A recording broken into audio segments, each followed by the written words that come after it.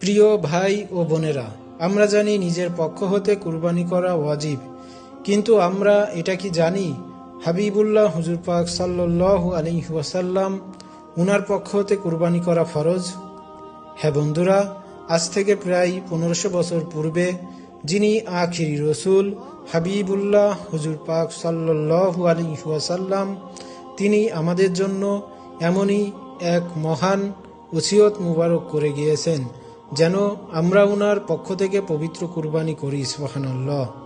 পবিত্র হাদিস শরীফে বর্ণিত রয়েছে, হযরত আনাস রাহমাতুল্লাহি আলাইহি তিনি এক কুরবানির ঈদে দেখলেন হযরত কাররামাল্লাহু ওয়াজহাহু আলাইহিস সালাম তিনি দুটি দুম্বা মুবারক কুরবানি করতেছেন। সুবহানাল্লাহ।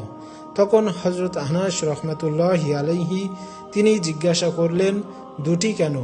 জবাবে হযরত কাররামাল্লাহু ওয়াজহাহু আলাইহিস সালাম তিনি বললেন, হাবিবুল্লাহ হুজুর পাক সাল্লাল্লাহু আলাইহি ওয়াসাল্লাম তিনি আমাকে ওসিয়ত মুবারক করে গিয়েছেন আমি যেন উনার পবিত্রতম পক্ষ হতে পবিত্র কুরবানি করি।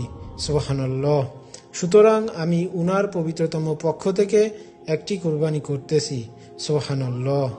প্রিয় বন্ধুরা, আমভাবে এ ওসিয়ত মুবারক সাইয়্যিদুনা হযরত কাররামাল্লাহু ওয়াজহাহু আলাইহিস সালাম উনাকে করা হলেও সমস্ত উম্মতে হাবিবি সাল্লাল্লাহু আলাইহি ওয়াসাল্লাম উনাদের উপরেও বর্তায়, যেহেতু হযরত কাররামাল্লাহু ওয়াজহাহু আলাইহিস সালাম তিনি হযরত আহলুল বাইত শরীফ আলাইহিমুস সালাম উনাদের প্রথম ইমাম, তিনি পবিত্র দ্বীন ইসলাম উনার চতুর্থ খলিফা এবং তিনি বিশিষ্ট হযরত সাহাবায়ে কেরাম রাদিয়াল্লাহু তাআলা আনহুম উনাদেরও অন্তর্ভুক্ত।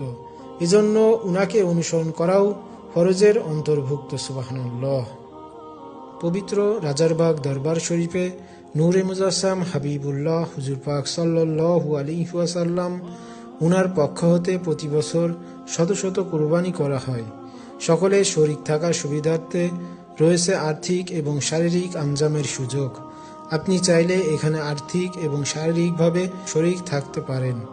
ফরজ কুরবানিতে শরীক হতে যোগাযোগ করুন 01709672605 নম্বরে।